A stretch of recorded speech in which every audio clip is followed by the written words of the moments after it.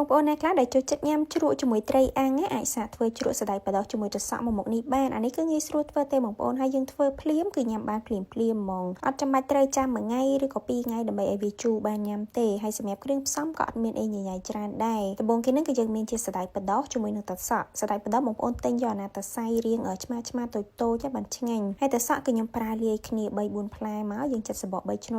តហើយហាន់វារៀងស្ដើងអញ្ចឹងគ្រឿងបន្ទាប់មកទៀតយើងមានជាខ្ទឹមសខ្ទឹមក្រហមជាមួយនឹងម្ទេសអីហ្នឹងខ្ទឹមសយើងប្រើ3-4កាពឹសហាន់ជាប្រទេសស្ដើងដូចខ្ញុំអញ្ចឹងក៏បានហើយក៏ច្រាំក៏បានដែរខ្ទឹមក្រហមប្រើ3-4កូនដុំតូចមកហើយម្ទេសយើងមានពីរប្រភេទបងប្អូនយើងមានជាម្ទេសដៃនាងជាមួយនឹងម្ទេសម៉ាឡេបន្ទាប់ពីយើងរៀបចំគ្រឿងក្រូចរួចរាល់ហើយយើងមកចាប់ផ្ដើមធ្វើទឹកជ្រក់ហ្មងដំបូងគេហ្នឹងគឺយើងកូរស្ករត្នោតបងប្អូនស្ករត្នោតហ្នឹងគឺខ្ញុំប្រើ1ស្លាបព្រាបាយកំប៉ុងហ្មងយើងកូរតទៅវាឡើងជើងក្រងតែចាំចាក់ទឹកចូលសម្រាប់ទឹកដំបូងគេចាក់បន្តិចសិនបានហើយបងប្អូនយើងកូរទឹកឲ្យរលាយជាមួយនឹងស្ករសប់ហើយចាំបន្ថែមទឹកមួយល្មមមកហើយយើងដាក់គ្រឿងហ្មងសម្រាប់គ្រឿងគឺយើងដាក់តែអំបិលជាមួយនឹងប៊ីចេងណាបងប្អូនអំបិលគឺខ្ញុំដាក់1ស្លាបព្រាកាហ្វេកន្លះជាមួយនឹងប៊ីចេង1ស្លាបព្រាកាហ្វេជាងកូរគ្រឿងឲ្យរលាយសប់ចូលជាមួយទឹកហើយគឺយើងដាក់ស្ងោរម្ទេសសម្រាប់ម្ទេសដៃនាងនេះបងប្អូនដាក់តិចច្រើនតាមចំណង់ចំណូលចិត្តទេហើយម្ទេសម៉ាឡេនឹងក៏អញ្ចឹងដែរបើសិនជាបងប្អូនមានដាក់មកប៉ុន្តែបើអត់មានក៏អីដែរសម្រាប់ម្ទេសម៉ាឡេនឹងរសជាតិរបស់វាគឺហឹរតិចប៉ុន្តែវាធ្វើឲ្យជ្រក់របស់យើងមានពណ៌ក្រហមស្អាតអញ្ចឹងទៅបន្ទាប់ពីយើងស្ងោរម្ទេសប្រហែលជា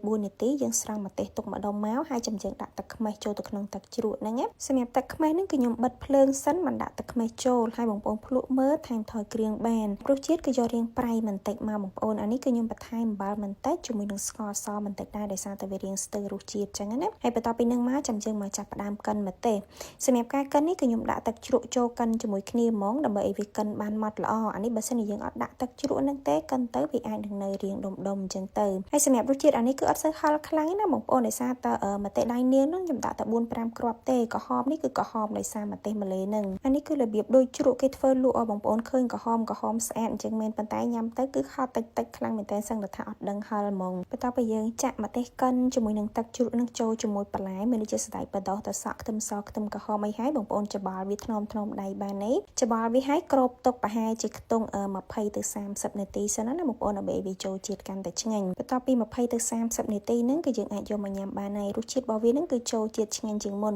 អានេះបើសិនជាយើងច្បល់ភ្លាមយកមកញ៉ាំភ្លាមសណ្តែកបដោះជាមួយនឹងទឹកសក់អីហ្នឹងវានៅរៀងស្រស់អញ្ចឹងណាបើសិនជាយើងបានទុកប្រហែលជាកន្លះម៉ោងឬក៏ទុកយូរជាងហ្នឹងទៀតគឺកាន់តែមានរសជាតិឆ្ងាញ់ហ្មងហើយសម្រាប់ជ្រក់នេះគឺត្រូវជាមួយត្រីអាំងត្រីដែងក៏បានឬក៏ត្រីរ៉ស់អីក៏បានដែរត្រីអាំងហ្នឹងអាំងឲ្យរៀងស្រួយក្រៀមមកញ៉ាំជាមួយគ្នាគឺត្រូវជាតិខ្លាំងមែនតើហ្មងហើយសម្រាប់ជ្រក់នេះបើសិនជាធ្វើច្រើនសល់អីយើងអាចទុកក្នុងទូទឹកកកបានដែរប៉ុន្តែអានេះបងប្អូនកុំទុកយូរពេកទុកត្រឹម1ថ្ងៃ2ថ្ងៃអីបានប៉ុន្តែបើសិនជាយើងទុកដល់4-5ថ្ងៃអីទៅក៏វាអត់សូវល្អដែរញ៉ាំទៅខ្លះឈឺពោះអីអញ្ចឹងណាហើយសម្រាប់វីដេអូរបស់ខ្ញុំក៏មានតែប៉ុណ្្នឹងដែរធានាថាមួយមុខនេះបងប្អូនធ្វើញ៉ាំហើយគឺដឹងទៅចូលចិត្តហើយបើសិនជាបងប្អូនមានជាមតិយោបល់ឬក៏ចម្ងល់អីអាច comment បានអរគុណច្រើនជួបគ្នានៅវីដេអូក្រោយៗ